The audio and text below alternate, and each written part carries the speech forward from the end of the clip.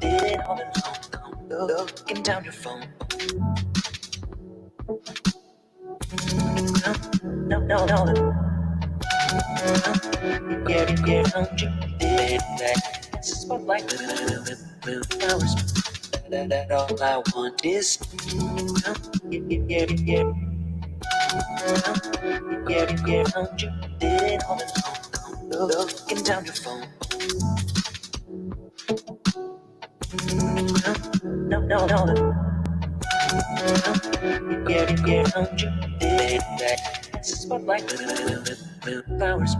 That all I want is.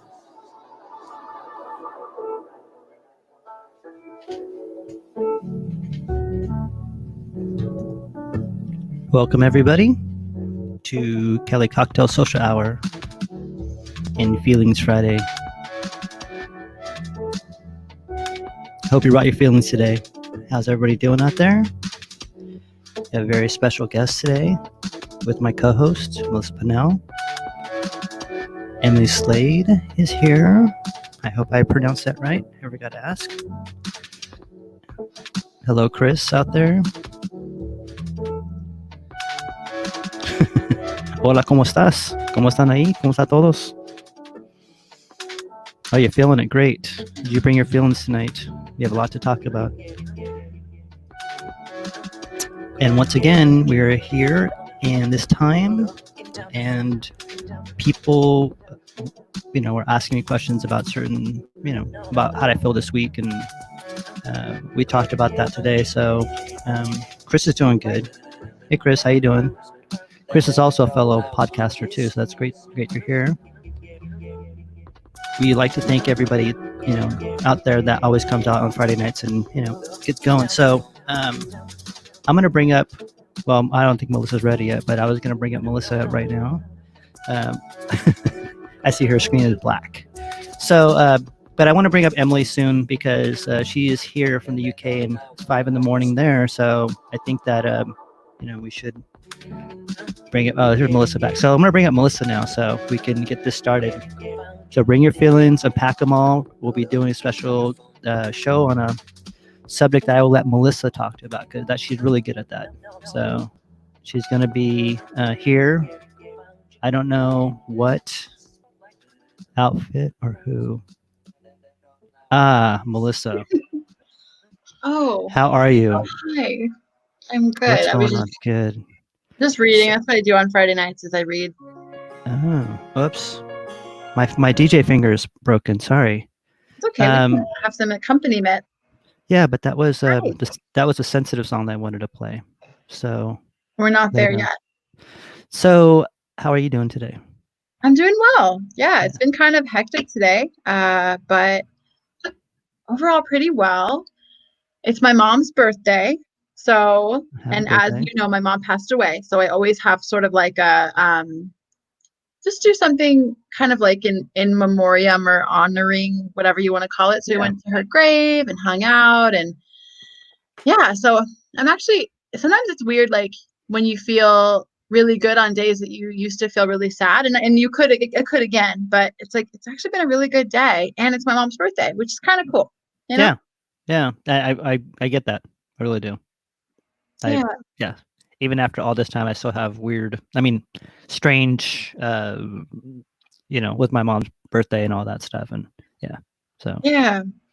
And I mean, that's how like life is and grief is. Like, it's not like, okay, now things are better, I'll never have a sad day again, or now things are terrible, they'll always be terrible. It's up and down. But yeah, how are you doing? How's everything going for you?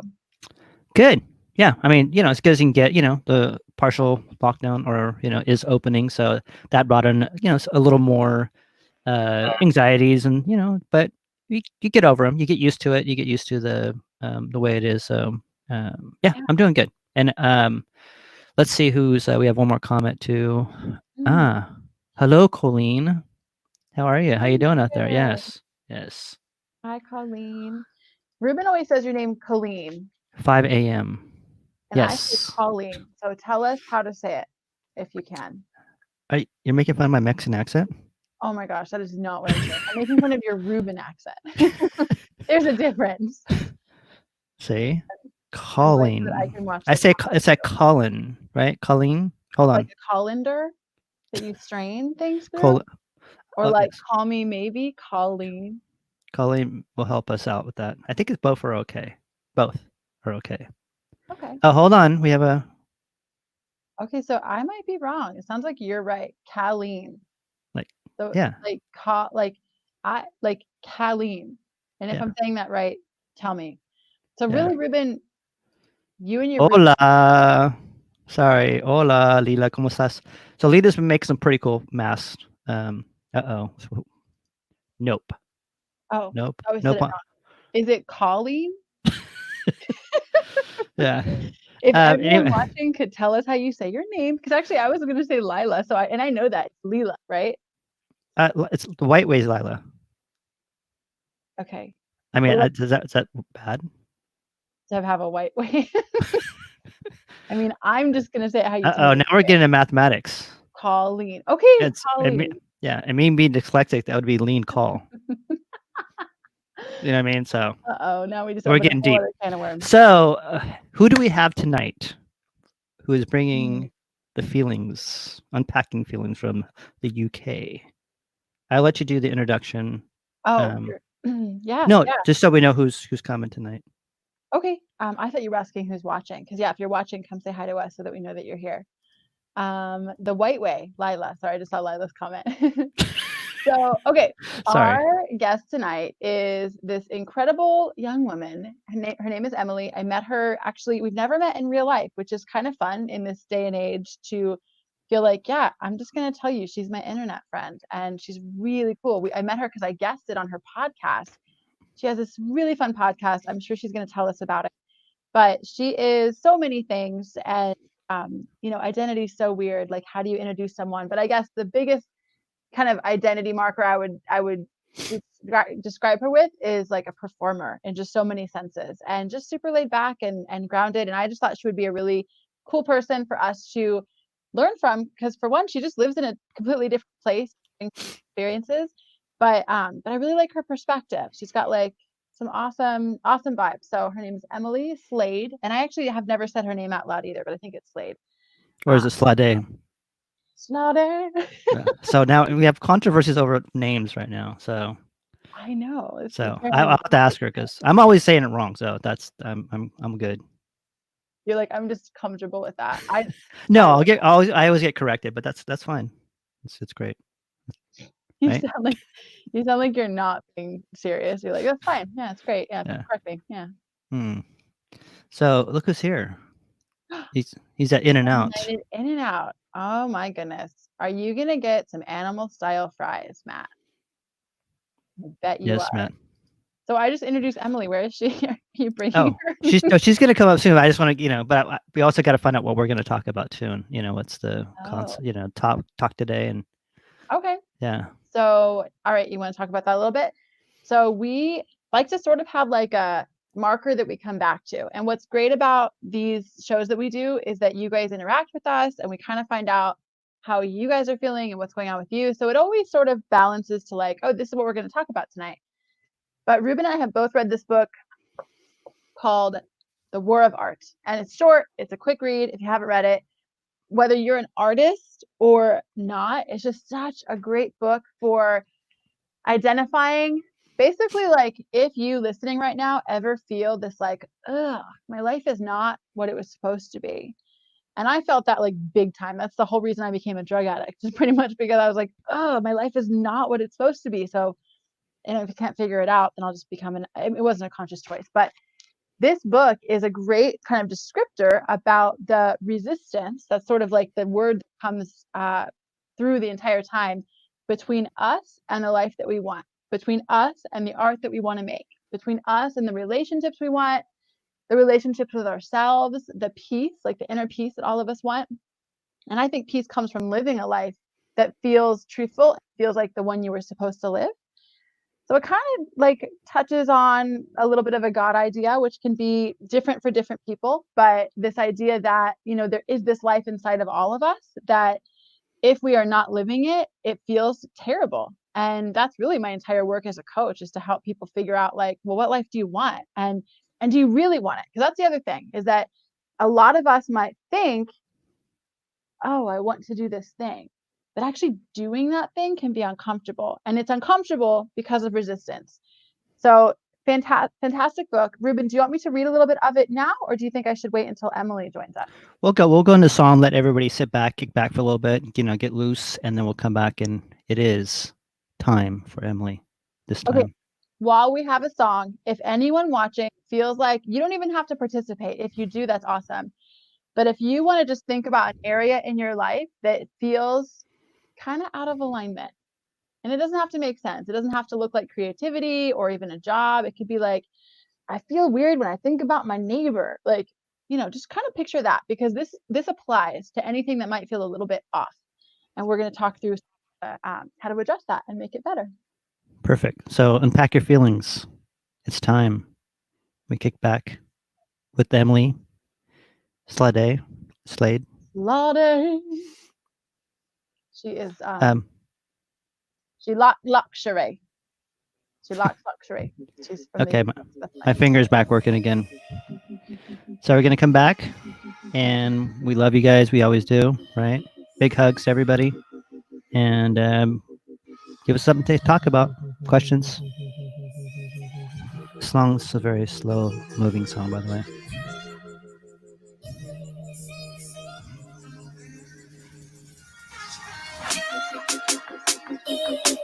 It's called Sipping.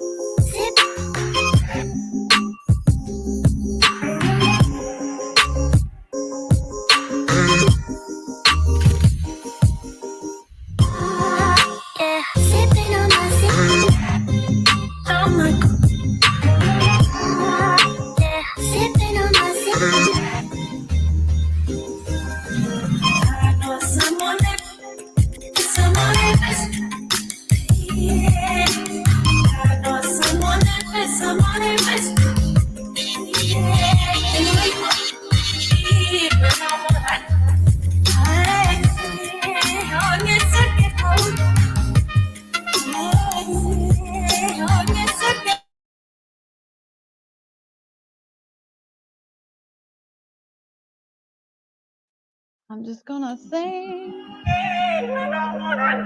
That's what it's for.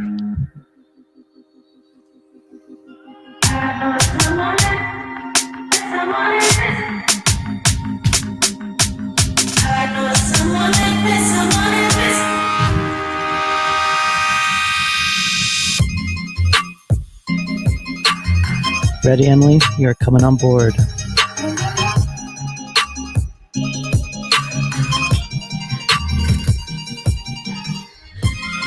Song's almost over. Don't touch your nose. Remember? It's in the guidelines.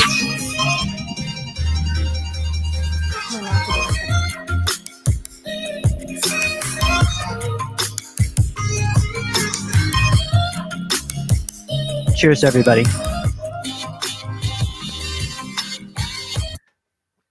And I stopped it because we're never ready. I just realized my cup matches Emily's outfit, and we did not plan that. Booyah. You sure? Okay, we totally did. Remember, Emily, I was like, can you match my coffee cup? Make sure, whatever you do, you match Hello. the coffee cup. Hello, Emily. How you doing? Hello, I'm good, thank you. How are you? Good. Looks like we got some people coming in right now. Let's see what they have to say first before someone's hungry. Oh, because In-N-Out. I think it's also because I asked, think of an area of your life that you want to work in. I don't know if it's the In-N-Out or that's the area to work in. Oh my God, it's Fabian. It's Fabian. Fabian, I am white. I am sorry. Sorry. Hello, Fabian. lovelies. Hi. I'm afraid to say everyone's name. Is it Zara or Zara? Sorry. See, Leela needs to start working out again, so that's one. Okay, that's actually in this book, in the paragraph. Funny. Okay, Emily, Salud. tell us how to say your name. Well, I actually insist on everyone saying Slade from now on. Like, Oh, I'm see? gonna officially change it. Yes, I did it. Great. Finally. I always get everybody's name wrong too. It is Slade, Emily Slade. Like the band, although I don't know if Slade ever made it out to America. We have Slayer. It's the Christmas song, the It's Christmas. All over the world, that one? No, it might just be like a British. Oh, there's gonna be so many. Already I'm like, we're not that different after all. And then someone was like, I'm in and out. And I'm like, you're what? Oh, you don't know what, do you know what In and Out is? Is it like Target? Ooh, this is super fun. If we didn't already say this, Emily is, so you're in Suffolk, England. And will you tell us where that is? And did I not say it right? Suffolk. Suffolk. But like it is, because like everything's called like Norfolk and Suffolk, and it's like the folk of the south and the folk of the north, and but everything's in the south because so I am, so we're in the bottom sort of butt of the UK, and London is like here, and then you go like an hour that way as if you're heading towards France, and that's where I am. So then if you went another hour, you could get to the beach, and then you could just literally swim across to France. So you're not far from France. And quicker, I can get to France quicker than I can probably get to Scotland. Wow. Yeah.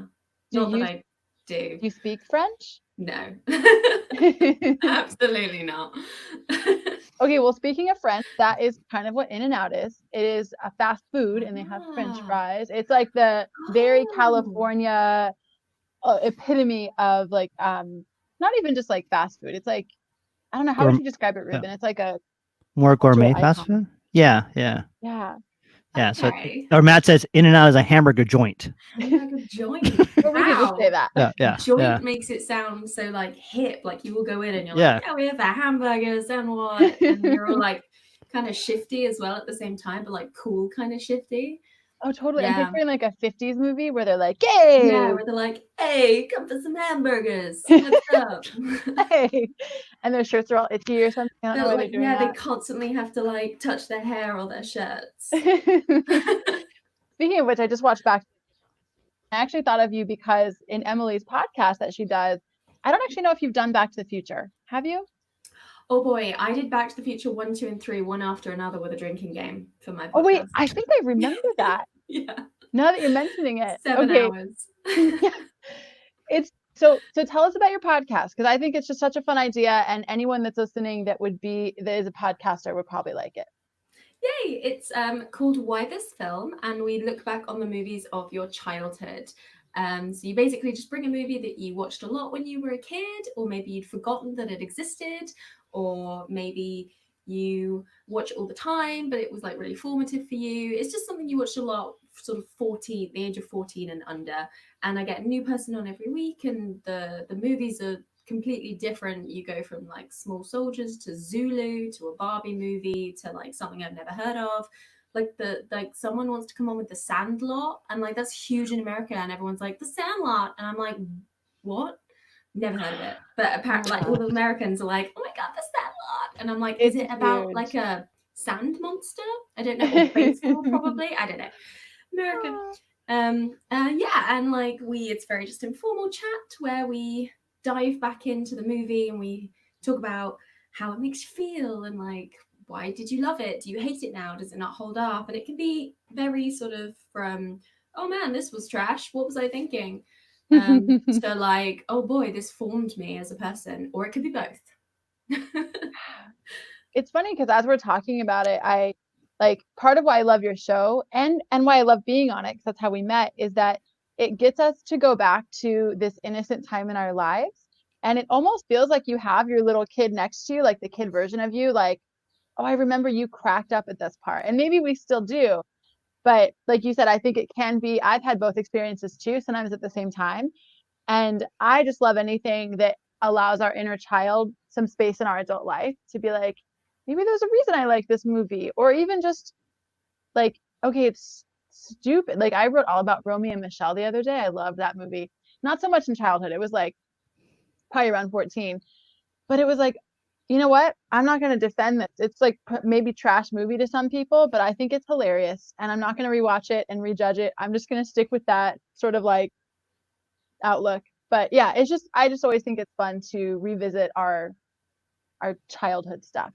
Yeah, and what's really lovely as well is a lot of the time it'll bring up memories of things that you'd forgotten. Like, people will be talking, and I actually ended up cutting it because the episode was too long. But my friend was talking about small soldiers, and then he had like a Proust moment where he was suddenly like, I used to collect the soldiers from Small Soldiers, and one time I was at a bring and buy sale in like a car park somewhere, and I'd found one of the toys, and then this guy came over and tried to punch me and steal it, and then someone came and like saved me, and like I always thought of that when I held the toy, and like just this like really random memory that he'd completely forgotten and had no place in any sort of part of his life, but all of a sudden like I was there with him in this car park as this whole event happened around this one toy that was from this movie that he loved, and like it was just like, wow.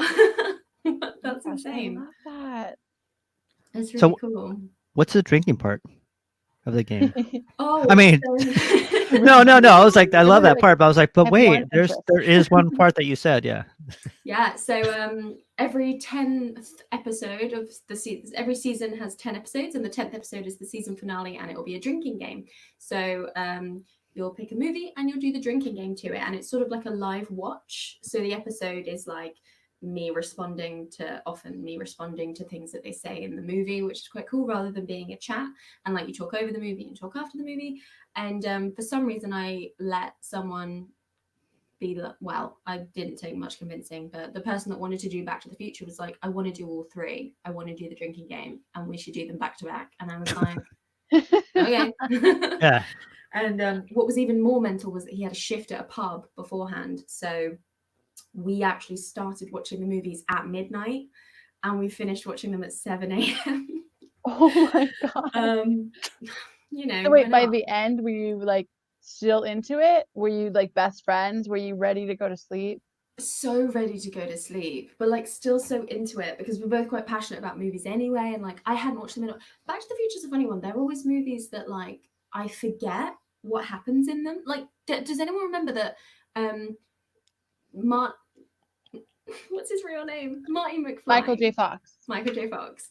Plays like 4 different characters in Back to the Future 3. Like he plays like his own ancestors and his ancestors' wife and his ancestors. Like he plays like so many characters in that movie, and it's just something I always forget when I watch this trilogy. And you have to like drink every time you see Michael J. Fox play a character that's not Marty McFly, and like drink every time someone says this is heavy, and like yeah, it was good. Oh my goodness. It's just super fun. I feel like thinking of just the format, because I think the movies are so nostalgic, and some of them I don't know, because I'm sure that there are, just like The Sandlot isn't big over there. Like Toy Soldiers, do you know that? Oh, Small Soldiers. Soldiers. Do we know that movie? Maybe I just don't know it because I'm not by any means a professional. Again, it might be your age. If you like, it was a small bit. It was like 1998 or something.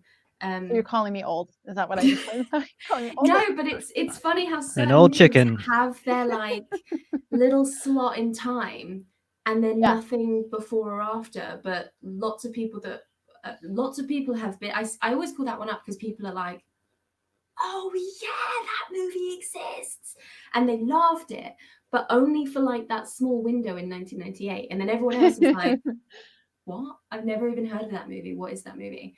But it's one that's like on all the time at Christmas kind of thing. One of those classic movies. Okay, I remember learning that group of people is called a cohort, which we always hear that term when it comes to school, like my cohort. Whoa, cohort. That's hard to say. I'm not drunk, you guys. Yeah. But it's like the group of that's yes. We talked about that earlier, so are you okay, from the night before? It's 5 a.m. I would have still been drunk. No, that's what well, that's kind of the story. Right? But wait. Sorry. No, we talked earlier, and so no. Anyways, yes, go ahead. I'm sorry. I forgot what I was saying. I think it was cohort. That's what happens. Yes. whatever you do not try and say that. But it's like the group of people who go through a certain point in time together. So it's like the greatest generation, or the generation who, and that's just like a term, I don't know if they use it in the UK, but they came of age and fought in World War II, or millennials, but it can be even smaller scale. So like that movie you're talking about, people who were, maybe 8 or whatever the age group was that had small soldiers. And I keep thinking of it in terms of this pandemic, because this will be one of those things that in the history books sometimes, like, this group of people, maybe like the school children that, and I don't think it'll even all be bad. It's not like, oh, there was an issue and they didn't learn as much. It's just like, this affects us, whether you're an adult, whether you're a child. It's like part of our storyline and our cohort kind of story. So I think that's absolutely fascinating. Like, you hear stories about, I think it was a tweet that I saw where someone was like, yes, my like 95-year-old grandma will like save every bit of food in the house going because she grew up during the war and she like can't bear to see food go to waste. So she'll like eat potato peelings as a snack just to make sure that we're not wasting any food because war. And like there'll be a whole generation of people that are just Lady Macbething without even thinking in a way that no one else ever has before. And later generations will be like, why does grandma wash her hands once every half an hour? And they'll be like, she was the COVID generation. Yes. Just don't worry about it. You had to be there. Kind of thing. Oh my God, totally. I have to go wash my hands. It's been more than a half an hour. Yeah. And it's, as you say that, I'm just thinking about, especially very impressionable ages. Even like toilet paper. I know we joke a lot about it, but it's like, I don't think any of us will ever look at toilet paper the same way again as like this endless supply that we don't even have to think about. It's not endless. Yeah. Well, it is, but I try not to look at toilet paper, but if you do, that's great. I mean, that's a fetish that I don't know about, but it's a part of my meditation practice. I just put a roll in front of me and I say, thank you, God, for this square specifically. It is fascinating. Like, one of my favorite things used to be to just pop to the shops for like, I'd be like, oh, I really fancy a Mars bar. I'm just going to pop to the shops and grab one. And now it's like, you better have a fucking good reason to go into that shop, because you're going to be queuing for half an hour. You're going to be only allowed 2 in, 1 in, 1 out. And like today I went to the shop to grab my very important supplies. And I was only getting like 5 things. And I stood in the queue like, am I a bad person? Like, is this an essential journey? Like, should I be doing this because I want some snacks and some tequila? But then I saw the person in front of me went in to get a birthday card and left, and I was like, oh, I'm fine. It's so interesting. I love what you just did. You like showed us the comparison. Like, okay, I don't know if I'm a bad person until I see that person, and now I know I'm not. Yeah. And because then of course you start thinking, well, yeah, like of course he has every right to go in and get a birthday card if it's somebody's birthday, and it's just, he's not gonna panic buy a bunch of other bullshit just to justify him going into the shop. He's, as long as he queued and as long as he's social distancing and as long as he's using contactless, there's absolutely no reason why he can't have just popped to the shops to get a card. But it's just how our brains have been trained just in the last 7 weeks to be like, are you necessary, or should you be indoors with the windows shut? Like, you're like, can I justify walking down the street right now? Like, is that allowed? Can I wear my chicken suit? Is that okay with you guys? Okay? Can I walk down the street? I like a month ago, I was like, I would like, there used to be this kid, there's a high school like catty corner to our street, and he would just stand at the corner in roller skates dancing. I would always love to see him. He made me so happy. And then he stopped. I don't know why, but I was like, Michael, I want to put on my chicken suit and just go dance at that corner. I think it'd be really funny. And he was like, this is why you need people outside your house to run a bike. He was like, really, Melissa? Like, that's an idea. And I still think it's funny. Yes, do it. Do it. I think I would do it because it doesn't involve being near anybody. It was literally just to make people laugh. And he was afraid people would come up to me and like try and touch me or something, which is always an option. But that's why I got my Taekwondo skills. I love it. So, sorry, I have to say hi to Jared. Hi, Jared. Hola, ¿cómo estás, Jared? From Southern California. Yes, all the way down. And then we have any of Jared's music tonight. If I can bring it up, yeah. So, and we also have from Thailand, Sakanya Torvel. also known as piag. Yes, that's right. Piag's in the house. So I miss curry. I mean, I miss curry. I miss Thai food. You know, I miss all the kind of food that we can go get now. But I'm still gonna stay home, and you know, I just miss those Thai food. That's all. Yeah. Wait. So Things I miss. Yes. curry, Yeah. Thai food, totally. Yes. Yeah. Well, yeah, it's good to see everybody, and like we said, if there's anything, I know we haven't gotten to our topic at all. Should we dive into that a little bit, or do you want to go to a song first? Well, let's go to a song first. And we had Leela ask about, starting working out, which is part of the whole thing too. So, and once again, we appreciate you, Emily, for coming out and hanging out with us. And we'll be back. A big California hello to you. Yay! Not the Midwest hello, a California hello. No. They say hello. We talked about that earlier. So you weren't here, Melissa. That's right. Oh, yeah, I was just trying to participate like I knew what you were talking about. I'm gonna play a sensitive song, okay? It's our sensitive part. Everybody, welcome.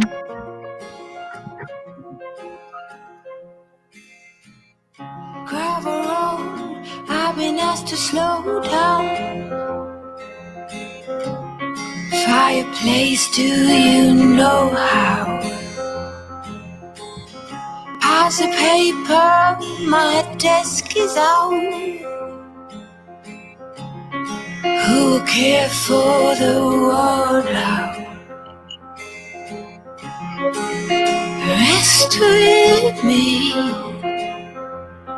close to curtains, brew some herbal tea. Reach out for me. Hola, cha-cha. Take my hand and lead even when I disagree. Oh, how I love when it rains outside. Hola. And it's okay to slow the ride. Discover books I forget about.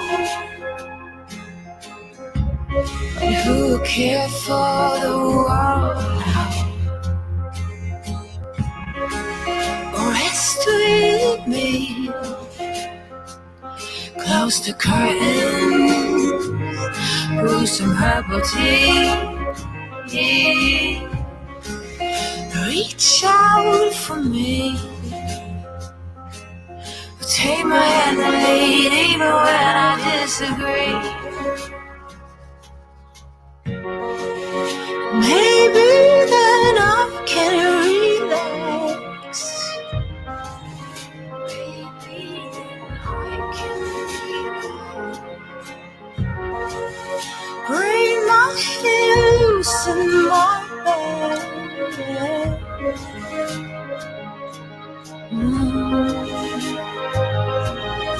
Oh, just rest with me, close the curtain, brew some herbal tea. Reach out for me, oh, and take my hand and lead even when I disagree. Rest with me, close the curtain, brew some herbal tea. Reach out for me, and take my hand and lead even when I disagree. Damn, that might have been. Quick. Well, wow, that might have been too sensitive. It was about herbal tea.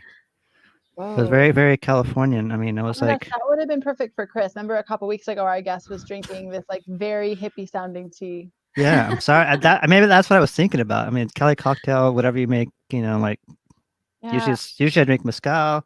Oh, see, Thailand loved it. I mean, sorry, Piag, not Thailand. She's in Sacramento. Did you all just the way copy from out an entire country? Yes. So okay, England loved it. See, okay. I was feeling my estrogen levels were going up right there at that moment. Estrogen So, is an amazing hormone. well, exactly. I'm drinking it right now. Okay, I have to share really fast. Matt is commenting in the other group. I think he's bouncing around.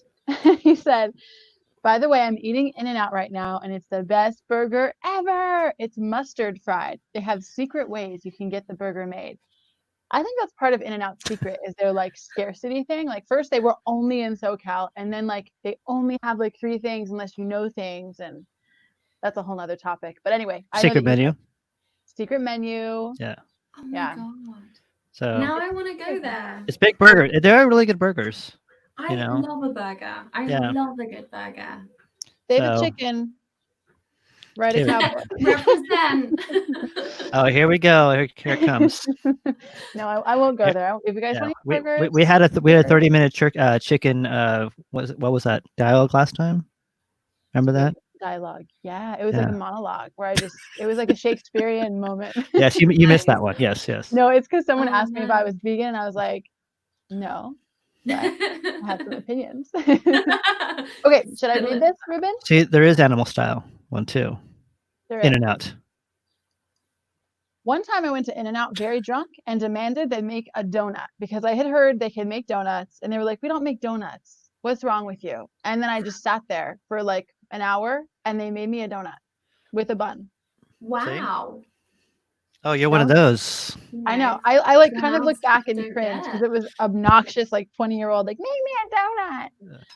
Woo! Yeah. Well, that's good. You got what you wanted. No resistance there. No resistance there. Oh, the segue into That was good. resistance. That was really good. So anyone who's just joining us, we're reading just a couple paragraphs from this book, The War of Art. It's an incredible book, super short read. Like you look through it, there's like these little paragraphs that I read it when I had like a newborn. So it's very easy to swallow, very much like cut straight to. Basically, it's easy to apply if you are a creative that's not creating, or basically if you're a person who has ideas of what you want your life to be like, and it's not like that. So I'm going to launch into that, okay? The unlived life. Most of us have 2 lives, the life we live and the unlived life within us. Between the 2 stands resistance. Have you ever brought home, this is for Leela, have you ever brought home a treadmill and let it gather dust in the attic? Ever quit a diet, a course of yoga, a meditation practice? Have you ever bailed out on a call to embark upon a spiritual practice? Dedicate yourself to a humanitarian calling? Commit your life to the service of others? Have you ever wanted to be a mother, a doctor, an advocate for the weak and helpless, to run for office, crusade for the planet, campaign for world peace, or to preserve the environment? Late at night, have you experienced a vision of the person you might become, the work you could accomplish, the realized being you were meant to be? Are you a writer who doesn't write, a painter who doesn't paint, an entrepreneur who never starts a venture? Then you know what resistance is.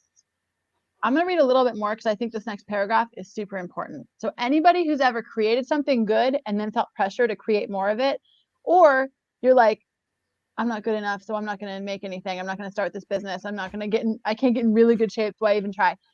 Listen to this part. Resistance is the most toxic force on the planet. It is the root of more unhappiness than poverty, disease, and erectile dysfunction. To yield to resistance deforms our spirit.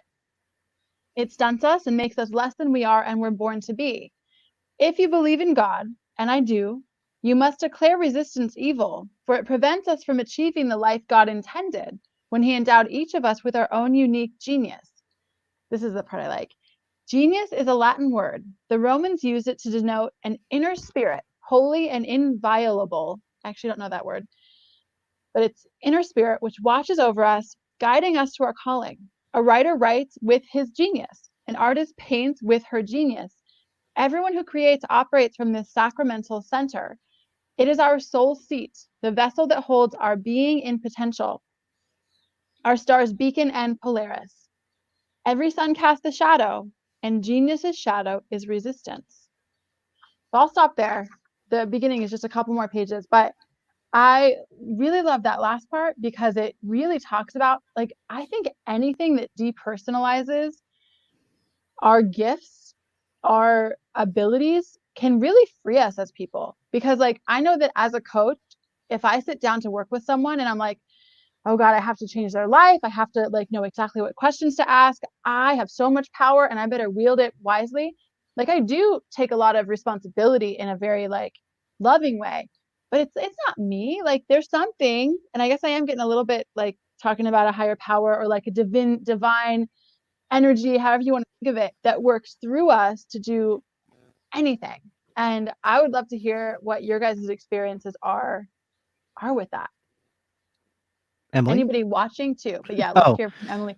Well, I was talking to you guys, but anybody who's listening, if you, because I know we have some artists, we're talking to Ruben's friends mostly, and there's so many of you guys that are creators, and really, like, I think talent can be a real burden in some ways, because when you have that, then all of a sudden there's like this pressure. You're a genius, and it's like, oh my God, stop calling me a genius. Anyway, Emily, what is your experience with this? Yeah, I mean, right from the off, like I was part of that bit in school. We had a movement where they brought in like a gifted and talented program, and like certain students were like picked out and given this title, where it's like, you're gifted and talented, so like we expect big things from you. And when you're given that mantle at like 14, you're like, what? And it puts a lot of pressure, and they're like, we expect you to go to these universities and we expect you to achieve a lot. And even if you wanted to in the first place, and you were always going to, by someone telling you that you should and that you have the potential to, and like you absolutely should, you're immediately like, I can't now. I reject everything because I'm scared that I'll fail and not live up to your expectations. You've put a magnifying glass on me now, and I can't move from out under it. Does that make sense? So that's always something I've struggled with, where it's like, you know, I'm an actor in the very loosest sense. When you describe me as a performer, that was brilliant. That was nice. That's how I'd like to be sort of known, because actor has so many like connotations alongside it, and it's like the pressures that come with that. What am I saying? God, I'm so tired. Let's remind everyone that what time is it for you? It's like 6 It's 6:45 in the morning, and I only gave myself a 1 hour power nap. I've doing been amazing. Drinking since 7:30 p.m. and it's now 6 in the morning. I'm totally on your thought train, but I have to remind myself, like, oh my God, it's super early for you. So no, you're good. You can see the sun coming through. I know. It kind of gives me this sick feeling, to be honest, because when I used to watch the sunrise, I was always like I still don't like it, because it reminds me of being hungover. Yeah, there you go. Anyway, it's not about me. I love what you were saying. That pressure that can come when you're young, or whenever someone tells you, you know, stay in this box. And also, I couldn't help but notice, Ruben, you and I chatted briefly earlier, and you were talking about magnifying glass, and she just talked about being under a magnifying glass. And I feel like there's a parallel of like this, when there's too much focus on this either one part of you, or like make this part bigger because it's the most valuable part of you. What about you, Ruben? Yeah. What is your experience with resistance? Well, I think, you know, like when I first heard of this book, is actually on Oprah, and she was interviewing him, and I'd never really read the book before, but I just really got into what he was saying, because one of them is, you know, you live with resistance every day. He was talking about like resistance is an energy force, like like chi. It's a force that's always there. It's like I think when it's like gravity. Gravity's there. Resistance is always there. So no matter what you're doing, if you're not, you know, looking at it, like I know for myself, every day I have to come and fight it, because I'll have art pieces that need to be put together or finished, but I'll just walk by them, and I'll just look at them, and it takes more energy just to look at them to actually finish them. And I don't know why I don't finish them, but when I get into it, I get into the flow, and then I finish them real quick. But the energy that I waste making myself feel guilty over not doing them is worse than the actual doing them itself. And I think that is like that with everything. Like today I wanted to do yoga, I didn't do it. Well, now I feel guilty for not doing it, right? And I could have done it. It could have been 15 minutes of my life. Right now it's like that's all you have to do, right? But still, you're constantly fighting it. You're constantly, I mean, working out, anything. You're always there, and it doesn't matter what what it has to do with. It's I got to read a book. Okay, well, guess what? I'm not going to read it because I'm going to do this. You always find excuses to do something else. And you always do. But for me, I always, I like when Oprah was talking about resistance, how she had to write a valedictorian speech for, I think it was I think it was Stanford or Yale when she was doing it, and she said it took more time for her to look at that book that she was reading, that she saw the empty pages and she got so scared that she kept going back, that it took more energy like that than to actually write the whole thing down. Because once you get in it, you become like this. It becomes one string of energy. You do finish it and it feels great afterwards, but it's always going to be a constant in your life. I mean, I don't know. Every day it's like that. There's something that needs to be done, and you just like, well, I'll do this later on, and and then in your head, you don't. I like to clear things out of my head, and I know that I always think about resistance when that happens too.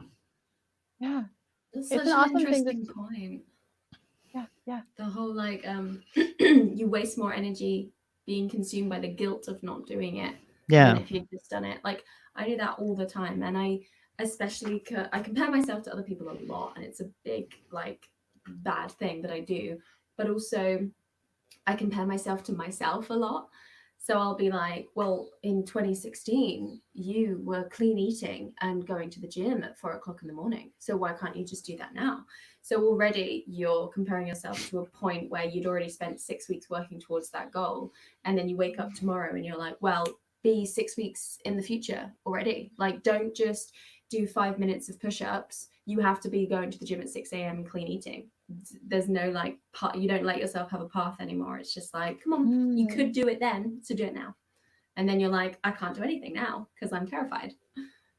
Oh yeah, I think that's a really good. The paralysis happens when you have this very clear idea of either what you want to achieve or what you have achieved, and then it's like, well, I can't do that right now, so I won't do it. Yeah. And it is a very it does take up a lot of energy not to do it. And then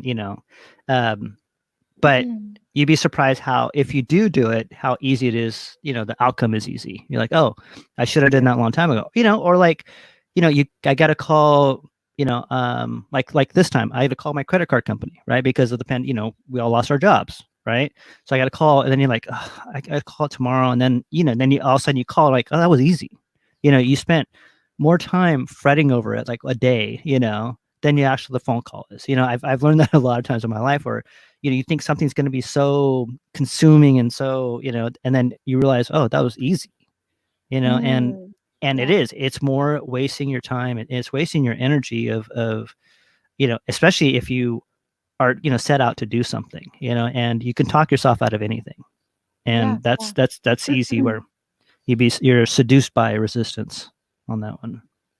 So I completely agree, and it's so fascinating to hear us talking about this, because like this is my favorite thing, is to get to that moment of why do we avoid it? And there's so many schools of thought here, but if you're familiar with Eckhart Tolle, you guys are, he talks a lot about like the pain body, which is sort of what this guy Steven Pressfield that wrote this book just called Evil, and it's basically like there's this part of all of us that kind of likes to be in pain and kind of likes to be anxious and kind of likes to be in our story of like, things are hard, I'm not productive, that's scratching at the door. The story of, even if it's something you don't like, I'm always broke. Like that's how we end up recreating these lives that aren't what we want. They're just what we know. And that's our ego or our pain body, whatever you want to call it. So Matt said, I think thinking about doing something often gives you the chance to make shit up in your head. Yes, Matt, about how it could go versus how it will go. I think that that's a really good point. And I think often there's not even that space. Like, let's go to Ruben's credit card idea, because that's a big thing for us. That's like a very tactical thing most of us have to do. It's like, call, even if it's just to like change my address on something, and it's not even money. It's just like, oh, it's such a big deal. But often, like in that space of the thought crossing your mind, I need to call the credit card company.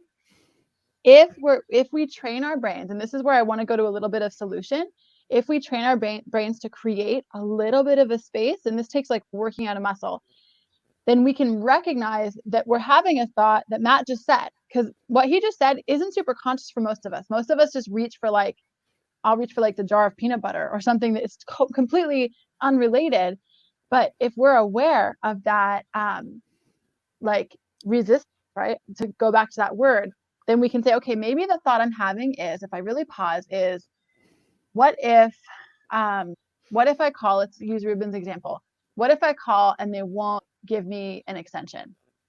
What if it can bring up all sorts of stuff? What if this is like I remember one time I was a drug addict, which I reference a lot, but I was trying to get an extension on my car payment, and the guy like called me out. Like he knew, like he wasn't letting me get away with anything. He wanted to know where my car was parked. It ended up getting repossessed. It was like a very tense and like anxiety inducing conversation.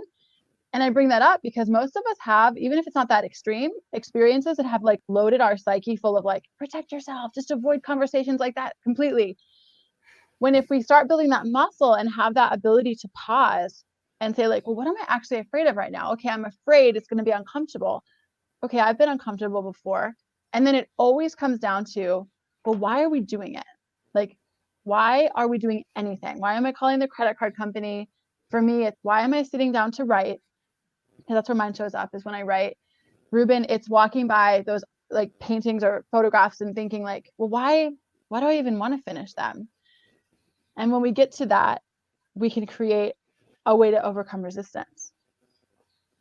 Yeah, and I wonder if anybody out there, what do they think that they are feeling with resistance at this moment? Like, what do you think? Like, because it is anything. It's not just, like you said, it's not just art. It's not just creativeness. It's really just anything in your life that you always have a resistance to do. And you always are whether it's going to the dentist, right? You're like, oh, I'm not gonna go to the dentist. And then 4 months later, you're like, fuck, I should have went to the dentist because now it's my teeth are all whatever. I'm having a root canal and not yeah. Well, and I've done that too. I mean, this is like, so I think that people out there, like working out, this is another one. Very common things that are a resistance. That happens with resistance all the time. And like I said, I and knowing that, I fight with it. Too. And I go back and forth with resistance. I'm like, oh, this is resistance. I'm resisting this. I'm resisting, walking outside, taking a walk. Well, I'll take a walk later on, and then nighttime comes, and you can't take a walk anymore. So it is in every little thing that you do in your life, I think, and yeah. So totally. So, okay, I'm gonna, it looks like Colleen just said something. I don't know if she's on the other page, so you can't see this. Damn that other page. Okay. So she said, I don't know when she said this, so hopefully she's still on. I face this every day, my own inner critic. I've talked with Ruben about this. What pushes me through is thinking about other people. If my art can bring a moment of joy to someone, it's important for me to get out of my own way and share my art with others. Yes. Oh my gosh. That to me, it encapsulates the why that we're talking about. Yeah. Like, why am I doing this? And once again, you can apply this to things as like trivial, so to speak, as the dentist, which is pretty big, or this thing that can seem almost frivolous, but is not. Like, art is really important. And especially now when we need beauty and Emily, like, we need to laugh. I know that for me, I get a lot of resistance with the podcast too, is like, oh my gosh, I don't want to edit it. It takes so much time. But so if we could, I would love to, because I want to give people like some tactical, until we have more. Do we have any comments with people actually sharing things that they're feeling? Not quite now. So do it. Okay. So I think it would be cool if either of you want to volunteer, or we can just have like a hypothetical of a moment you feel resistance and like coming up with a plan around it. Emily, you're the guest. You are the guest tonight. I'm gonna go pretty basic. I do have resistance against the podcast, but I also find it, especially during lockdown, quite I'm willing to sort of do it. It's working out for me. It's doing exercise that I'm just like, why though? What a waste of my time. And then 6 months later, I'm like, if you'd have just started 6 months ago, you'd be like super hot right now. But here you are, eating ice cream out of the tub again. You're a piece of shit. Kind of thing. There's the inner critic. Oh my gosh. It sounds like your inner critic and my inner critic are hanging out and talking shit together. So, okay, let me ask you this. Why do you want to get in shape? The first thing that popped into my head was like societal pressure. But also genuinely like I want to be healthy and I want to feel comfortable with the way I look. Yeah. So you want to be healthy and you want to feel comfortable with how you look. And that's the thing too, is like what Emily just did is so important because we're smart. Like often as we think about this why, it's like, oh wait, I don't want to just look good to other people. Like that's not valid. But for one, if that's there, because I think that is there for a lot of people, that's okay. But okay, so it's to feel good. You want to be healthy. You want to feel good and you want to be healthy. Yeah. So that sounds so simple, right? Like this thing that you want is sitting there in front of you. And really, I think this is like the most common thing I would say.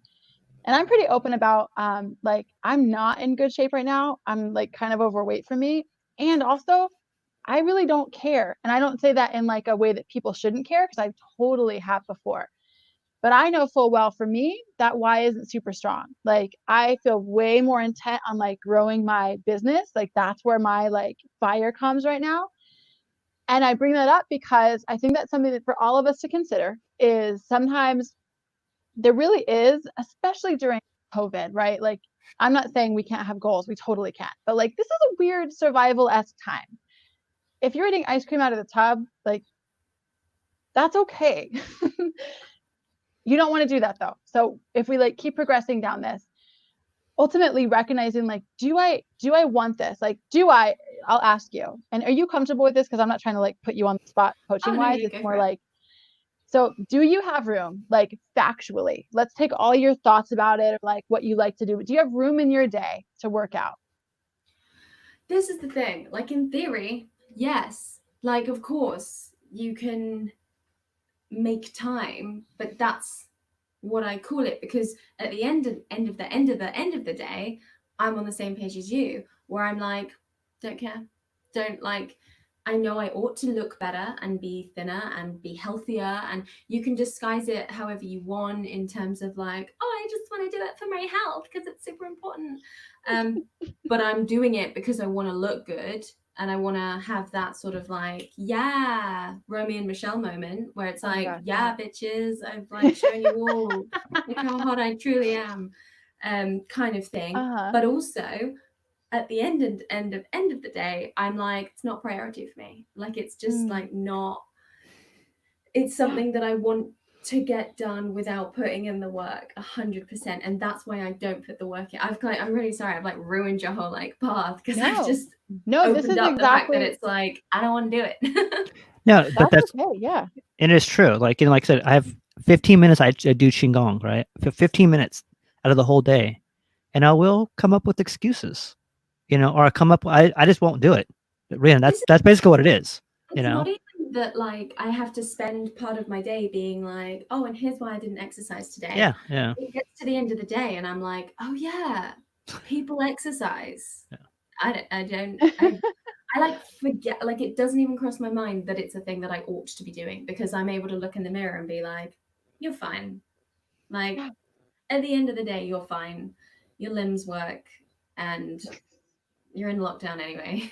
But then the minute lockdown's over, I'm going to be like, oh God, why? Everyone hates me because I'm not a size 10, even though that is so ridiculous. But you still have the thought, even though you know the thought is ridiculous. You're still like, I do put this real feeling to it, even though every other part of my brain is like, that's dumb. You shouldn't think like that. It's like, okay, brain, well, I do. So like, what do you want, brain? Shut up. I just want to be a size 10. And it's like, your next show is just embodying all the different voices in your head, like having arguments. Yes. Because really you're voicing something that all of us go through. And I really do think that this is like, have you guys ever had a friend that's dating someone that you're like, oh my God, when is this going to be over? Not because you care, but because they're always unhappy and they're always having issues and blah, blah, blah. something I've learned in my 35, almost 36 years is that like people stop when they're ready, when it gets too painful. And I don't mean if someone's in like an abusive relationship, that's something I'm with. But in general, it's like they stop when they're ready. And really the same goes for any kind of, I say addiction, not like food addiction, but like that's the case. And when you're ready, when you've got like that thread of willingness combined with hope, combined with, I guess I want to say motivation, but ultimately I think it's a really important path we're on, which is realizing it's okay for this not to be that important. But more importantly, what I'm hearing from you and what I think a lot of us, especially women, have to do is recognize a lot of the reasons that I look in the mirror and I'm like, oh, I really don't care, but like, it's because society tells me I should. It's because I have these voices that like, oh, well, this is what I should look like. When really, like you said, my body works. Like, if anything, I kind of want to stretch and like, I want to feel more limber. It's not at all. I'm going on this tangent though, because all of these things that we might say we want to do, we have to really get down to like, is that a value? And I find often in coaching, it can be kind of hard for people to realize, I guess it's not.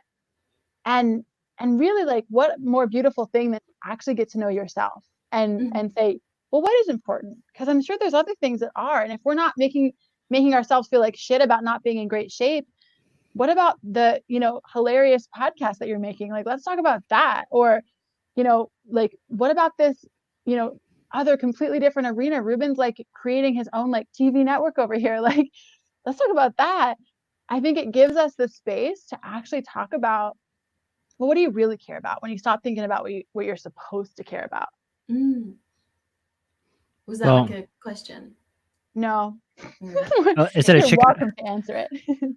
I think Raquel said the same thing about like working out. I think in that perspective too. That yeah, I saw that. I wasn't when that comment came in.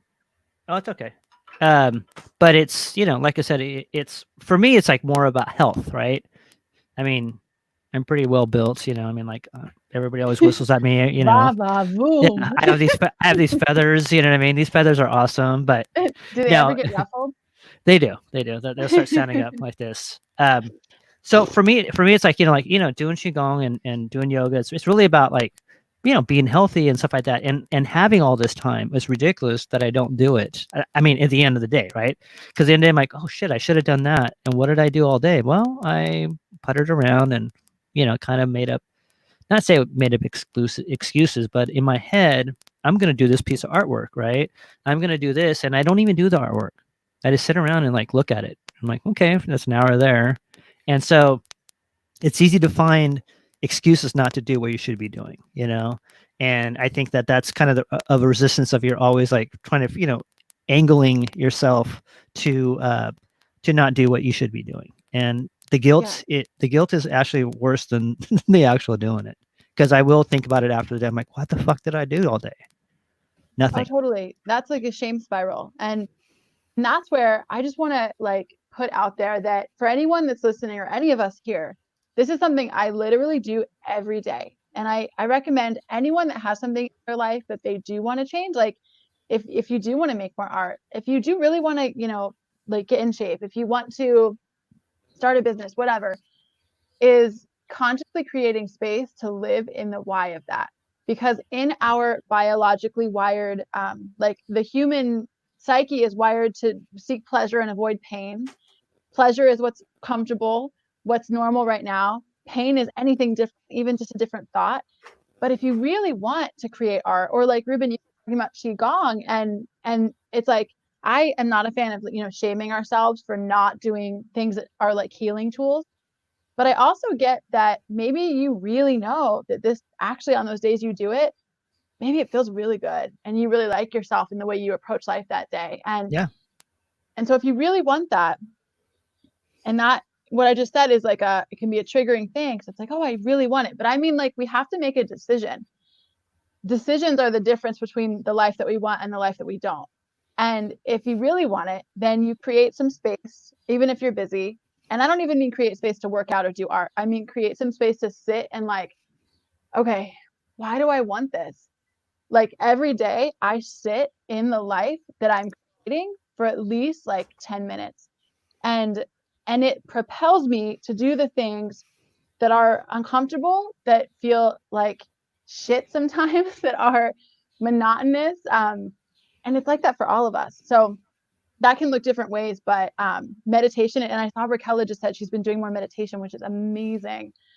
That's like the very simple way to create the space. And it can be as simple as like, you know, getting quiet. It could be journaling. It could be sitting for 5 minutes and just envisioning, like getting really deep in your why. Yeah. Whenever you put these comments on, I get so distracted for a minute. that's oh, it works. Perfect. He's trying to make me stop talking. No, Does this no. resonate with you guys though? Because I'm in my head and I want to see, like, is it like, okay, Melissa, like there's, you know, make a decision, but like, how does that feel? Me? Yeah. You. Oh. The crow guy. Now I'm on the spot. I mean, it like I said, you know, I actually really like the way I feel after I do what I'm supposed to be doing, you know, and so it's weird that I don't do it, you know, but to probably add something more more organized, that, you know, kind of like we were saying, like, you know, make it more of a focus. I don't, you know, don't really, it's for me, it's like, it's one of those subjects that's kind of hard because I know I should be doing this and I just don't, you know. And like Matt, I do yoga on YouTube, you know, because yoga people drive me nuts, by the way. But I, you know, and I do that, but like I said, it's just hard for me to get into a groove of it. So, Yeah. and Well, I think I love yeah. that we're talking about this, and even that, like, as I get all fired up about like your why, I think Yeah. before we can get into our why, we have to stop shaming ourselves for literally just being human. Like, it's more, I always say this, it's way rarer for someone to get sober than to remain an addict. It's way rarer for someone to start working out every day than to just keep doing whatever they normally do. Like, Yeah. that is the outlier. So like, and I get it. I do it to myself too. It's a conscious like unlearning of like, oh, I'm a terrible person because I'm not doing these things. But yeah, I think when you're talking about those days you do it and how good you feel, like it might mean just like sitting there and then like really bringing that to consciousness. That's kind of how you build a muscle of like, oh, maybe I will do this like uncomfortable thing. Yeah. Are you laughing because Emily just went pee over there? I was thinking, I'm like, well, I guess this is what we do in England, right? So I just I don't know. I'm trying to be culturally aware, and I know, so Yeah. I'm all good. All right, I like it. Okay, good. This is Good. Yeah. We're down. There's no resistance there, right? No resistance. Well, and I think, like I said, I think a lot of people, like, you know, it's kind of like what you said, you know, when you bring an issue out into the open, right? You finally start seeing it, right? Which would be resistance. When I first read the book, I was like, okay, that's resistance, you know, all this stuff. And I could see all of it. And then I go back and forget about it. And then I just remembered it the last week, you know, when I told you I have the audiobook. So I listen to it when I wake up in the morning, you know. It's like pump myself up for it because it's a summary. So it's like, get your ass up, do it, you know. I'm like, okay, do what? But I'm gonna do it, you know. Do it, something. Yeah, and it works. I mean, it does. When I do get past that resistance part of, you know, I told you I made a video for the Mexican consulate about myself. It took me more to actually think about what I was gonna, like, why am I gonna do this, all this stuff, than actually do it. Once I did it, once I got into took all the, you know, I made a visual post. Is he frozen for you too? Yeah.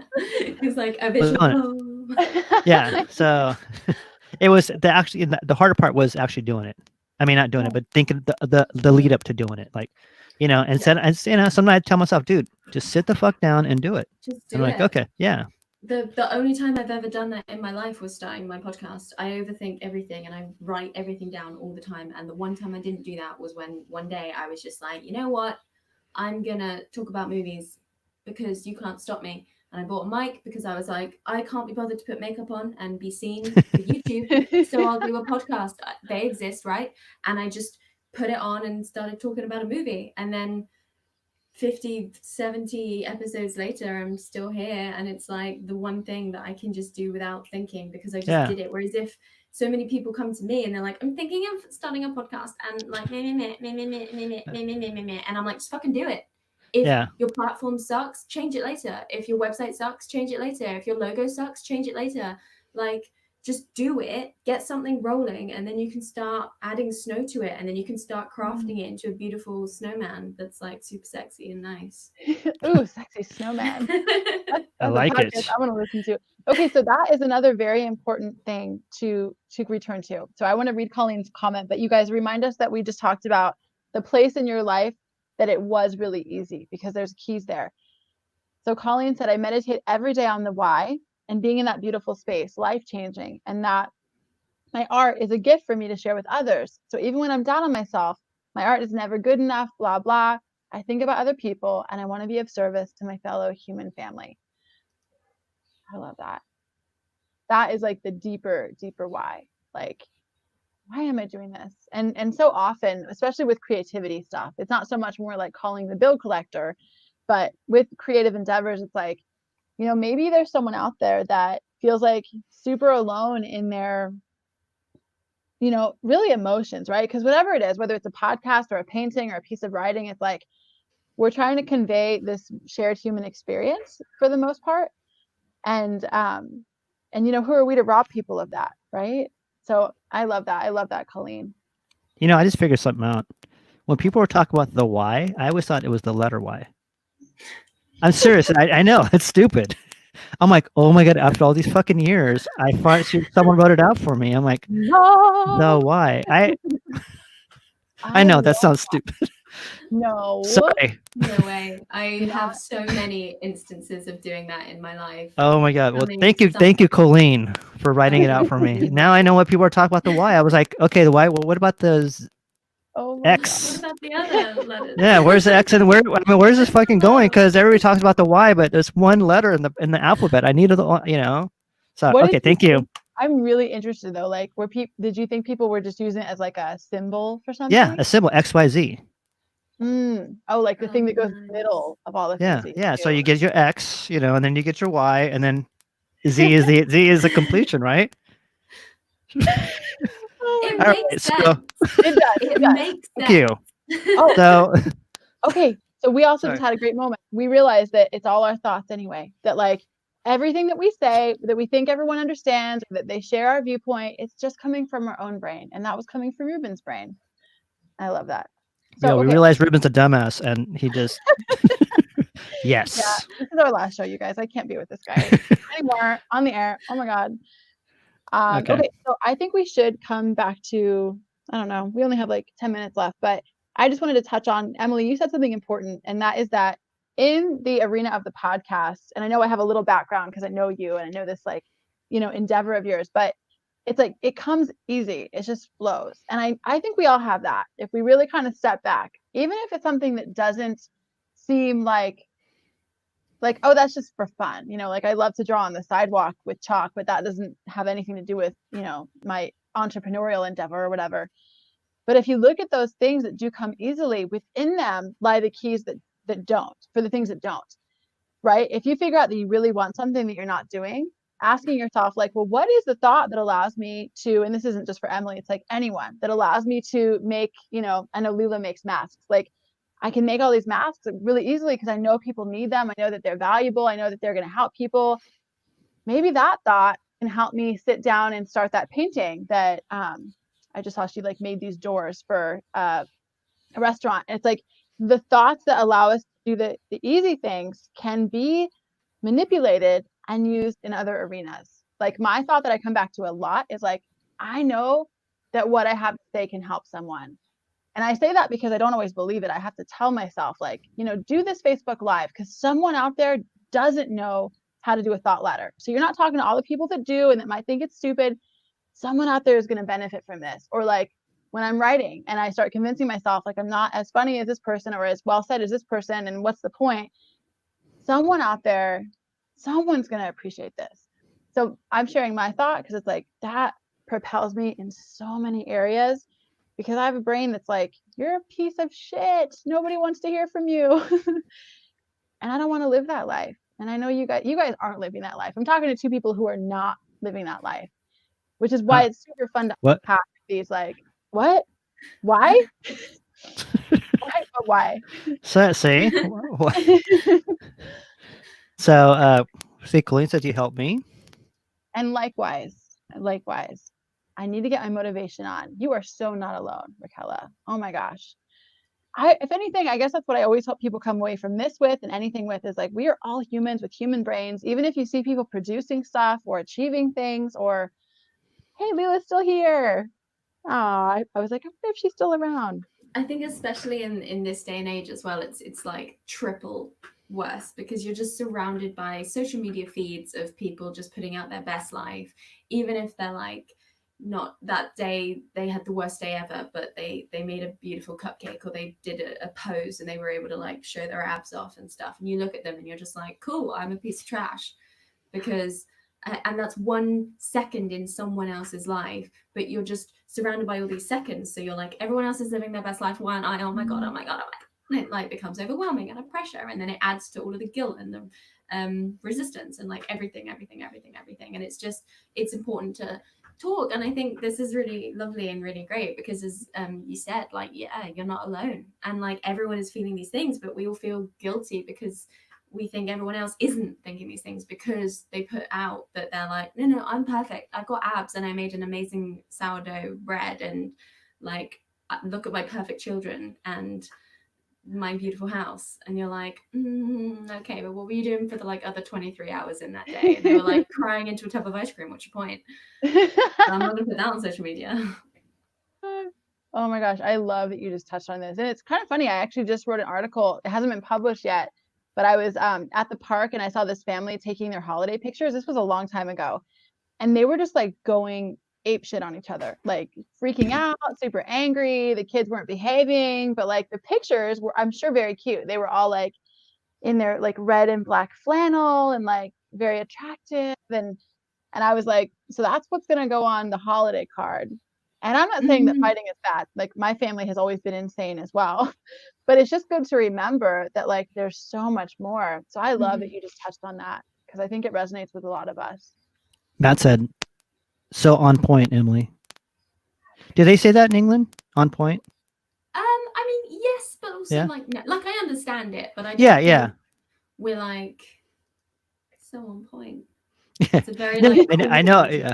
Well, you know, it's funny because when I go to Mexico, California Spanish is different than Mexican Spanish, and the slang is totally different. Like, they're like, "What are you saying?" I'm like, okay, maybe I shouldn't say that. Yeah.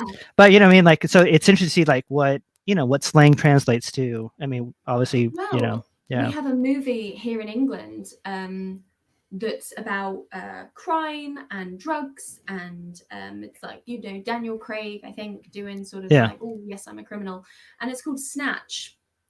Oh yeah. I don't think they call it Snatch in America, because as far as I'm aware, that means like vagina. I think they that. So enunciated. Oh my god. I don't know if that Leela meant that one for that, but I guess yes. Snatch is that. Yes. We're like commandeering her comment about art or something. Yeah. So before we go, I do want to play maybe 3 questions from your quarantine show. Oh. So just so people know, what you do, and this is part of what I got. So I'm gonna play just a couple of questions on here. So if anybody, I couldn't. Well, we Uh-oh. Yeah, I worry that it's going to be a bit too Britishy. I'm excited. Maybe that'll make it more fun if we're like. So we'll put it on right now. Yeah, it made me feel like, oh, okay. Well, let's see if anybody else can figure out. So I'm gonna play it right now. Woo-hoo! And give me let's a second. get quizzical. This is my first ever like YouTube video that I did, by the way. So I'm very Oh, much sorry. like, Oh my gosh, they're so cute. Welcome to Quarantine Quiz 1. Let's get quizzical. Can you turn the volume up, Ruben? Yes. Host of Why This Film podcast, and I'm here to do some quizzes because there just This aren't is really enough weird. quizzes. Is this how celebrities feel when they go to like a premiere of their movie? Grab Yes. yourself a pen and some paper. Write down your own. How's that? answers. There are going to be 6 rounds. I will give you 3 rounds That's better. and then Sorry. the answers, I'm so and into then it. another 3 rounds, and then the answers. You will have audio rounds and visual rounds, so make sure you pay attention. Let me know your team name in the comments and also how you do, and we'll see how you fare on the leaderboard, which does Team exist. It's vagina. and you could be on it. Yes. Then let's begin. Round 1. For the pub quizzer, here are 10 questions that are the most overused, overdone pub quiz questions ever. Number 1. What is the biggest fish in the ocean? Okay, I know a whale is not What is the biggest fish in the Is ocean? it a shark? Is a shark a fish? Put those two things together. I know you can't tell me. Oh, starkfish, Number- fish, shark. No, shark, whale shark. What is the most common blood type? I know this one. So what You is do? the most common Is it blood why? type? Why? Yes. Of course. It's blood type Y. Number The 3. easiest. What is the only fruit to possess seeds on the exterior? Strawberry. So what is the only fruit to Kiwis. possess seeds on the exterior? Anybody? Yeah, is anyone playing along with us? Which country won the first Oh, ever Lila World said O Cup? for blood type. So which country won the first ever World Cup? Oh, someone said oh. I think that's for the other question. I think it was. Leila, yes. Spain? Number 5. When listed alphabetically, what is the first country? So when And listed Aardvark. alphabetically, Yeah. the first country. Alabama. Got some dummies on this show, Emily. Number Oh. 6. It's a tricky Which one. country was the first to have a female prime minister? England? No. So which Oh. country was the I first love that I have to you have here a to be like- female prime minister? Oh, try again. India. Iceland. No. Number 7. Africa. What percentage of people are left-handed? Why? What Why? percentage Why? of people The limit does not are exist. left-handed? 10%. I'm assuming all the answers will be at the end. Number 8. Yeah, so I How do many like gallons of 3 beer rounds and then the answers, and then 3 in a rounds and the answers. firkin? Perfect. What? I'm British, so I'm looking for imperial gallons. Gallons So of how beer. many imperial gallons of beer are in a firkin?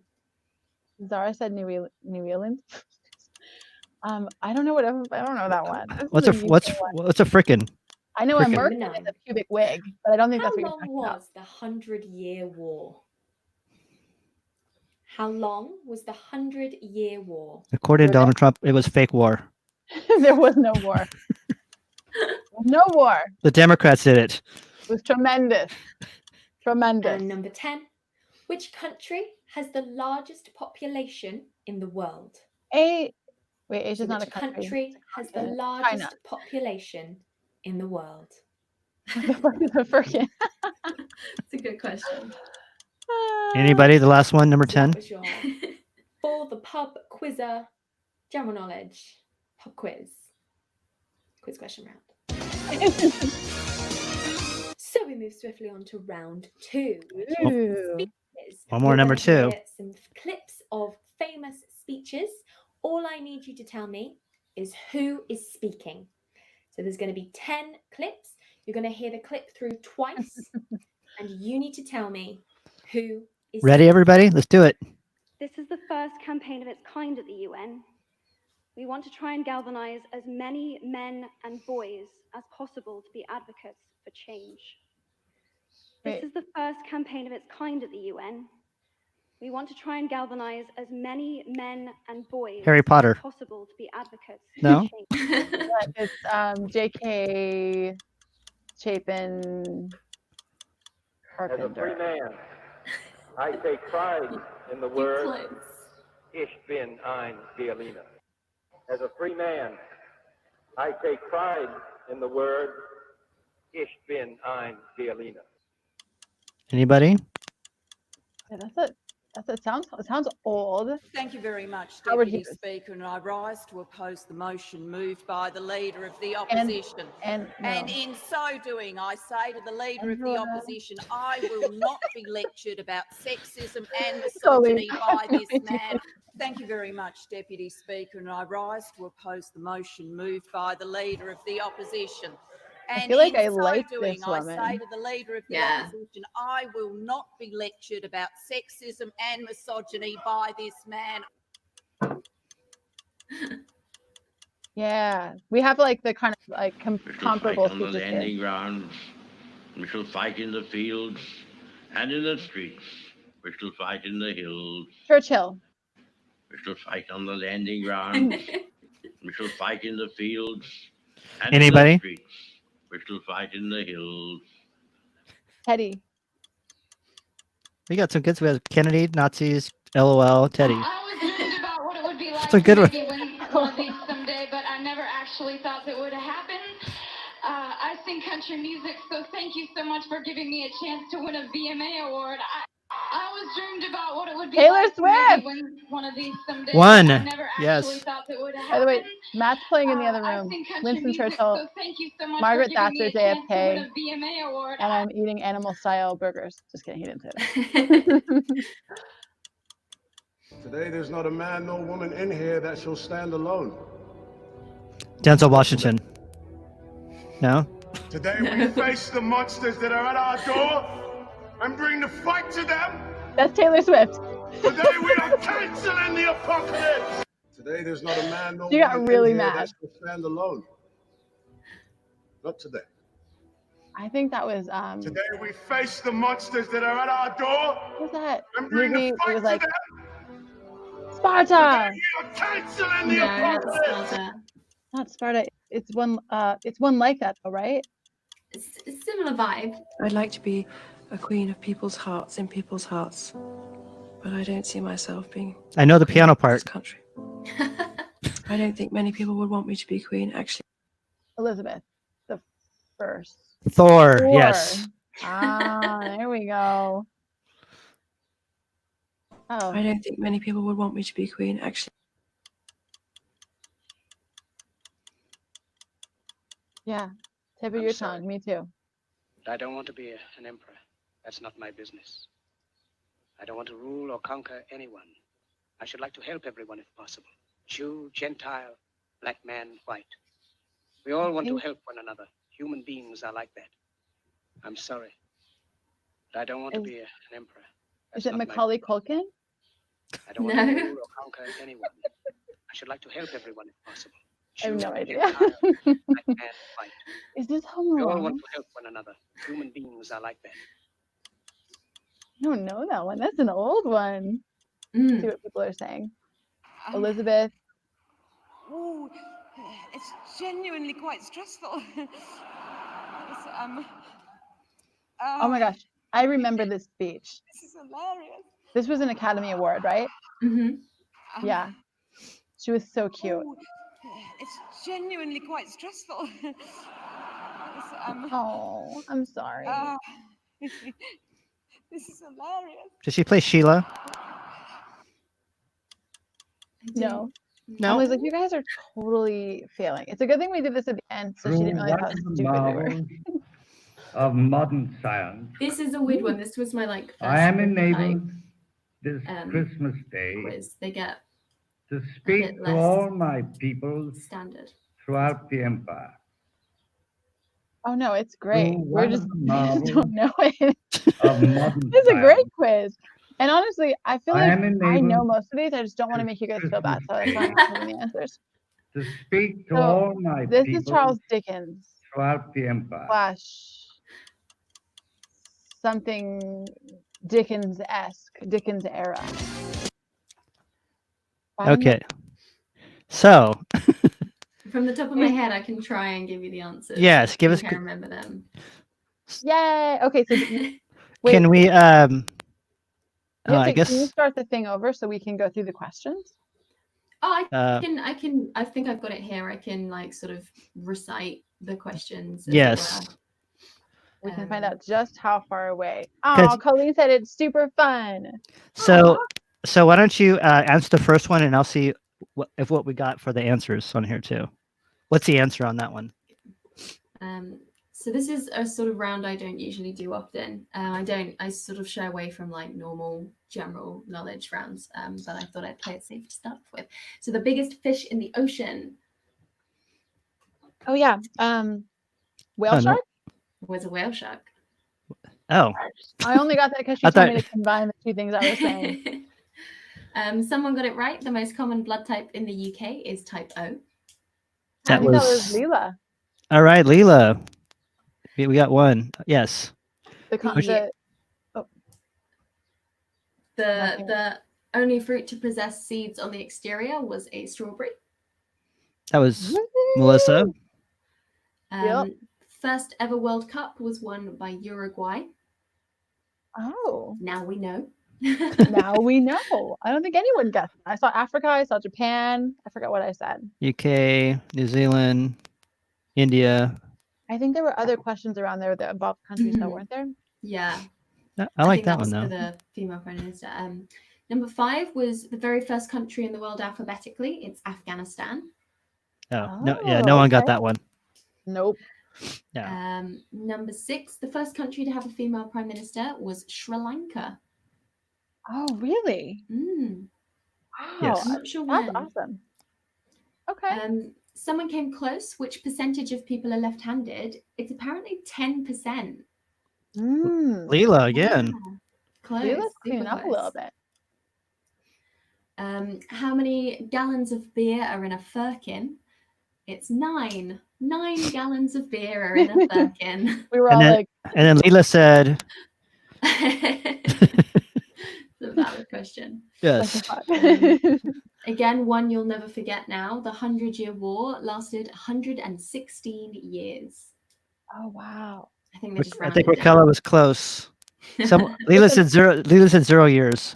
Like a That was trick the Trump question. answer. Uh, Yeah, it felt like a trick question. It was like, okay, it feels like it should be 100, but that's just too easy. Mhm. And of course, the country with the largest population in the world is China. Oh my God. Did we got just one have a winner. Donald Trump appearance? I now China. can't not say it without doing that. China. China. Do you have TikTok? Because there was like a TikTok. Speaking of which, we have to pause really fast. I just discovered the app called House Party, and I saw that you're on it. I think I added you as a friend, Emily.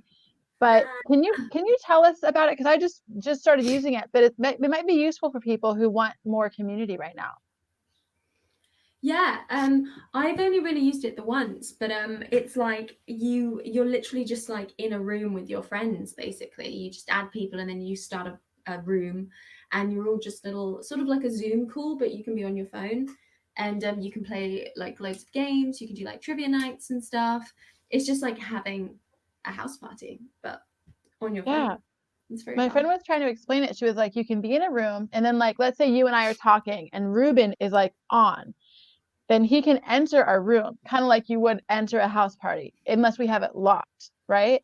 It sounds like you've only been on it once, and so have I. But it was kind of neat and also kind of scary, because I think anything that like immediately once you sign on is like, all right, here I am. I was like, now I'm afraid to sign on there because I don't know how here I am yet. But anyway, I just thought I was last to the party, so I wanted to throw it out there.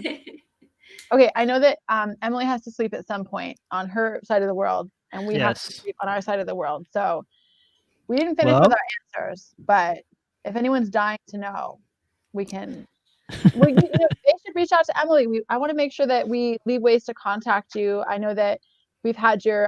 We talked about your podcast. Do you want to just share with us if anybody wants to stay in touch with things that you're doing, how you would like them to reach you? Yeah, I'm on Twitter at EmilySlade1, and Why This Film has a Twitter as well at Why This Film Pod. I'm on Instagram at EmilySlade001. I'm on Facebook. You can probably find me through Melissa. The next week's my episodes for my podcast drop on a Tuesday, and next week's is Melissa's episode. Oh my gosh, I'm so excited. I'm super excited. Can you put a link to your Instagram in the comments, or like, do you have one easy? Because I tried to search you really fast. just in case it's easier for someone to just click on it, because I know that I can get lazy and just want to be like, just take me there. So, That's fair. oh my gosh, I can't wait to hear our episode. We talked about a movie that I loved when I was a kid. It was called Now and Then. And speaking of The Sandlot, that's another one that's kind of in that group of like coming of age, adolescence, not yet man, us not yet a woman. And it was just super fun to chat with you. Are you how do you get guests? Like if anybody wants to come chat about a movie, do you have openings, or is this something that's like, because the podcast is getting more popular, I can feel it. So I don't want to like overwhelm you with guests, but is that something that you're open to? Yeah, always. Why This Film podcast at gmail.com. Drop me an email. I'm terrible at answering emails because I'll be like, Tuesday is my email answering day, which means people will go like a week without hearing from me. But then I just reply to all of them. So if you don't hear from me for a while, it's because you're like 9th in the queue, which is exciting. But yeah, just like email me with some ideas of the kind of films you want to do.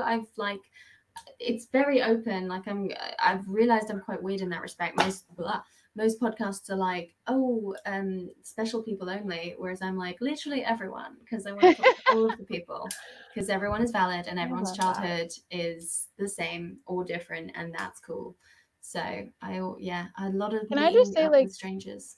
That was actually what drew me to you in the first place, because we met in a podcasting group, and there's a lot of cool people in there, but immediately I had this sense that yours was just such a like there's a lot of I don't know what even I'm trying to say, other than you have a very unique and special vibe, and just keep making it, because it's so contagious. It's like this, it's kind of like when you're around someone who's just like super comfortable with themselves, and it makes you sort of just relax a little bit, because you're like, oh, this is how we're supposed to feel.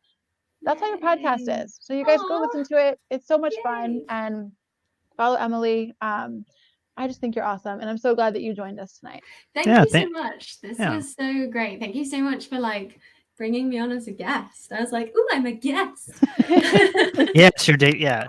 Thank you. Yeah, thank you for coming on, and everybody enjoyed you from the comments were here. Oh, so yeah. they And learned thank you for staying friggin'. up or getting up, whatever it was. We learned a lot Being tonight. late. I learned God. what why was. Leave alone what friggin' was.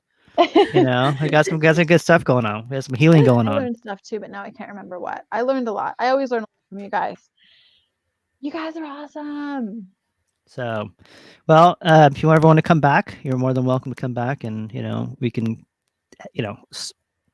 apparently, Leela loved the quiz, which I think is funny to have to ask quizzes, for different, it's from a different country, so to speak, like different things, and makes us look, trying to figure out like what it is. So, if people wanted to participate in your quizzes, did we get a link for that, or is there like a place they would search on Facebook for that? Yeah, I don't know how to go into the I've put it in the private chat because I can't put it I'll in do the it. main chat.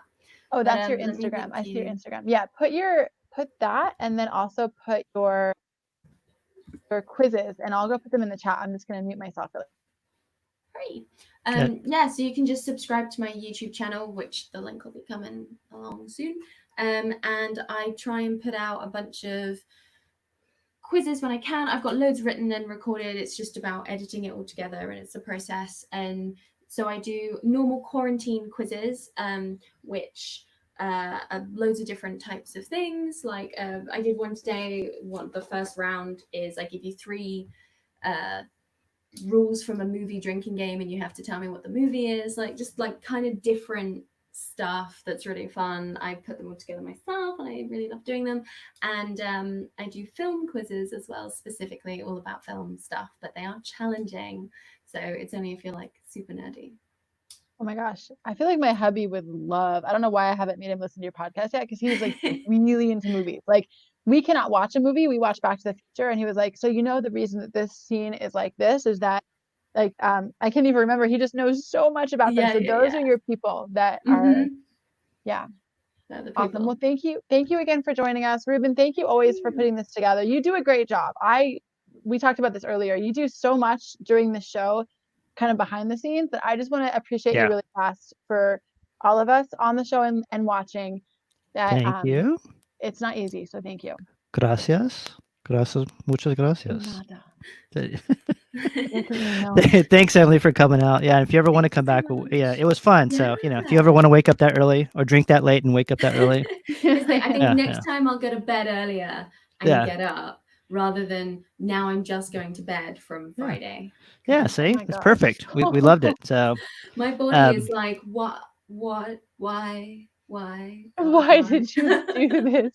But like my brain is active and my mouth is running, which Yeah.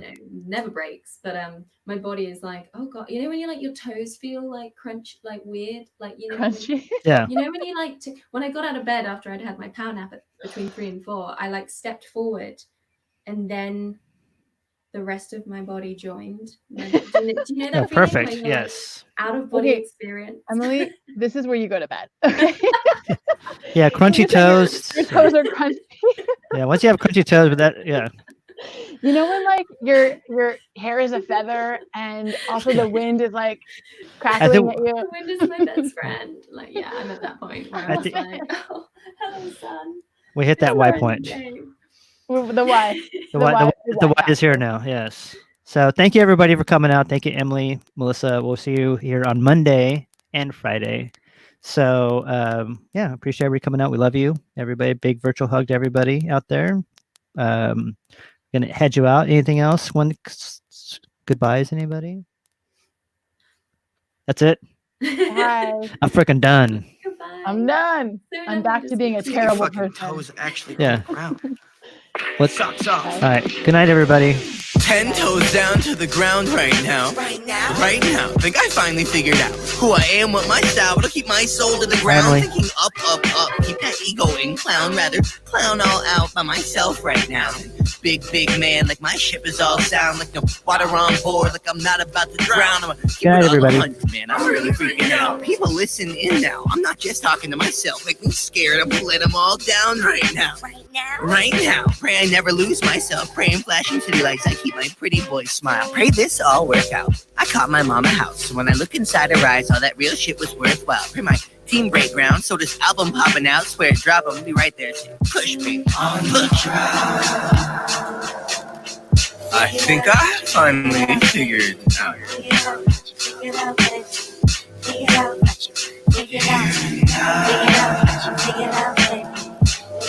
That's all that Thank you for coming.